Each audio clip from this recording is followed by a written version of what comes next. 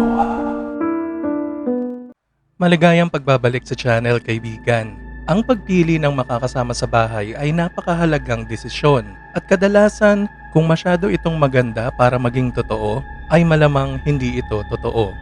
Ako ang ligaw na kaluluwa at may ikukwento ako sa iyo. Sa loob ng 3 buwan, nagbabayad ng renta ang roommate ko pero hindi siya umuwi.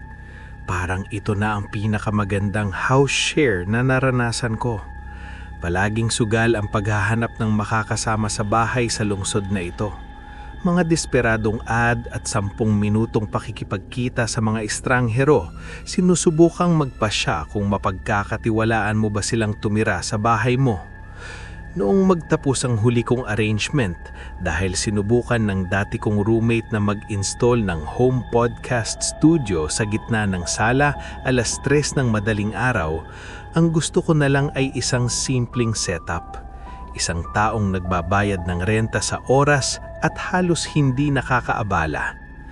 Mukhang perpekto si Leo para roon. Isa siyang geological consultant at palaging nagtatrabaho sa ibang bansa. Ayon sa ad niya, minsan ay nawawala siya ng ilang buwan. Kailangan lang niya ng home address, lugar na paglalagyan ng ilang gamit at matutuluyan ng ilang beses sa isang taon, siguro mga 1 linggo kada ilang buwan. Malaki ang handa niyang bayaran sa renta kahit bihira lang siyang narito, pero sinabi niyang mas mahalaga sa kanya ang convenience kaysa sa presyo at gusto niya ang lokasyon ng apartment.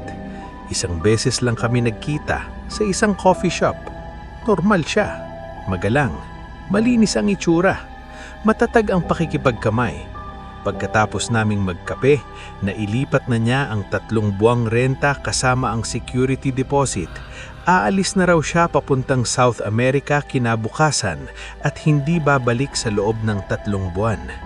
Inilipat niya ang mga gamit niya sa apartment ng hapong iyon habang wala ako, kaya hindi ko siya nakita. Parang itong perpektong sitwasyon, isang roommate na halos sa papel lang umiiral.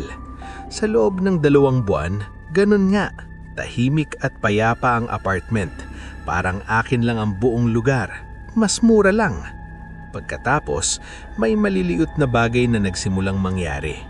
Sa unang pagkakataon, halos nakumbinsi ko ang sarili kong inakala ko lang iyon. Ang framed na litrato namin ng kapatid ko na karaniwang kong inilalagay sa mesa malapit sa pintuan ay nasa bookshelf sa sala. Matagal akong nakatayo roon, pilit na inaalala kung ako ba ang naglagay doon. Wala akong maalala kahit kailan ko iyon hinawakan. Abala ako, pagod at stress sa trabaho, kaya naisip kong malamang nagawa ko lang iyon ng hindi ko namamalayan at nakalimutan. Ibinalik ko ito sa dati nitong lugar at sinubukang huwag na itong isipin. 1 linggo ang lumipas at nawala ang paborito kong coffee mug. Wala ito sa mga kabinete, sa lababo o kahit saan. Makalipas ang mga 10 minuto, nakita ko ito sa lababo ng banyo. Sinubukan kong alalahanin kung nagdala ba ako ng kape sa banyo habang nagsisipilyo, pero wala akong maalala. Sinabi ko na lang ulit sa sarili kong sobra lang akong stressed at makalimutin. Pero pagkatapos noon, nag-iba ang pakiramdam ng apartment. Ang katahimikang dati ay nakakapagpakalma ay ngayon parang may nagmamasid. Ang gusli ay patuloy pa ring kumakalansing at gumagalaw sa gabi tulad ng dati, pero bawat tunog ay parang may layunin. Pagkatapos, nagsimulang mabawasan ang pagkain. Hindi naman marami, walang halatang nawawala. 1 mansana sa mangkok, 1 hiwa ng keso mula sa bagong bukas na pakete, yung mga bagay na mapagdududahan mo pa ang sarili mo. Mas sinimulang kong bantayan ang laman ng refrigerator. Kinabukasan, ang pull tab mula sa 1 lata ng soda ay nasa counter. Hindi ko iyon binuksan. Doon nagsimulang lumubog ang tunay na pangamba. Nanatiling sarado ang pinto ni Leo sa dulo ng hallway. Halos 3 buwan na siyang wala. 2 beses lang kami nagkausap sa email. 1 beses para kumpirmahan ang renta at 1 beses nang tinanong ko kung kumusta na ang proyekto niya. Indefinite, project extended, Hope all is well. Isang gabi pag-uwi ko, may napansin akong amoy. Mahina pero siguradong naroroon. Amoy lupa, metal at bahagyang mamasa-masa. May mali. Parang nanggagaling ang amoy sa kwarto ni Leo. Lumapit ako sa pinto niya at sininghop ang hangin. May nakalimutan ba siya sa loob? May natupon ba bago siya umalis? Pero hindi iyon ang amoy ng kahit anong bagay na maisip ko. Nang gabing iyon, nagising ako dahil sa mahinang tunog ng pagkayod mula sa hallway. Bigla akong napaupo, pilit nakikinig. Tinitigan ko ang siwang ng liwanag sa ilalim ng pinto ko. Inaasahang may aninong dadaan. Walang dumaan. Sa huli, kinumbinsi ko ang sarili kong gumagalaw lang ang lumang gusali. Kinabukasan ng umaga, nakita ko ang bakas ng paa. Nasa tiles ito ng kusina, ilang talampakan lang mula sa pinto ni Leo. Isang bakas ng putik mula sa harap ng bota. May maitim na lupang kumapit dito. Nanglamig ang dugo ko. Ang amoy, ang pagkain, ang mug, ang bakas ng paa. May ibang taong pumasok sa apartment ko. Naisip kong tumawag sa pulis, pero ano ang sasabihin ko? Isang mug na nalipat lang ng lugar, konting putik sa sahig.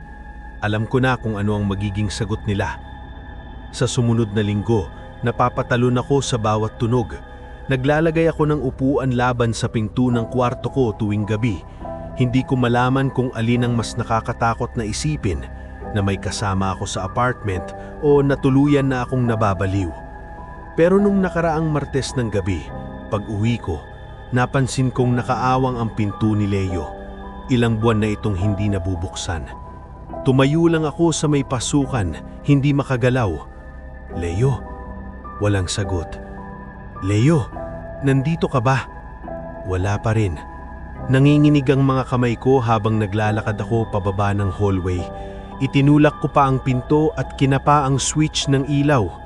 Walang laman ng kwarto.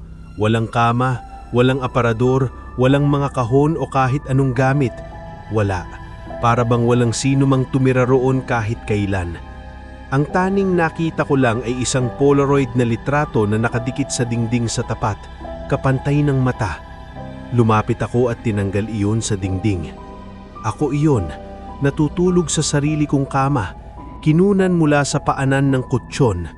Maputla at parang multo ang itsura ng mukha ko sa liwanag ng flash. Kita rin sa likod ng litrato ang upuan na nakasiksik sa hawakan ng pinto ng kwarto ko. May petsa sa likod ng litrato. Kinagabihan lang iyon. Nanikipang sikmura ako at napaatras ako. Nasabit ang paa ko sa isang bagay sa sahig sa likod ng pinto. Isang canvas na duffel bag. Sa loob nito, gusot at maputik, may mga tinik pang kumakapit. Ang mga damit ko at mga litrato. 10-10. Mga litrato ko habang nagluluto, habang nakaupo sa sofa, habang nanunood ng TV, habang nakatayo sa lababo. Sa side pocket ng duffel bag, may maliit na plastic bag na naglalaman ng mga hibla ng buhok ko at mga pinagpuputulan ng kuko. Tumakbo ako. Iniwan ko ang apartment ko nang wala akong dalang kahit anong gamit. Tumatawag sa pulis mula sa pinakamalapit na gasolinahan na 2 kilometro ang layo. Nang halughugin ng pulis ang apartment, wala silang nakita. Walang laman ang kwarto ni Leo at malinis, walang kahit anong ebidensya. Walang duffel bag, walang mga litrato at wala ring bakas ng amoy niya sa loob ng kwarto. Ayon sa landlord, nagbabayad naman si Leo ng renta at parang wala rin siyang alam tungkol sa kanya. Putol na ang numero ng cellphone ni Leo at ang tanging record ng pagkakakilanlan niya ay isang driver's license na nakalink sa isang PO box. Lumipat ako ng lungsod 2 araw na ang nakaraan. Hindi ko pwedeng sabihin kung nasaan ako ngayon. 3 na ang kandado ng pinto ng harap ko. At gabi-gabi, nagigising na may malinaw na pakiramdam na may nakatayo sa may pintuan ng kwarto ko. Nakatingin. Akala kong nahanap ako ng perpektong roommate, isang taong halos hindi kailanman naroon. Ang totoo, palagi ko pala siyang kasama.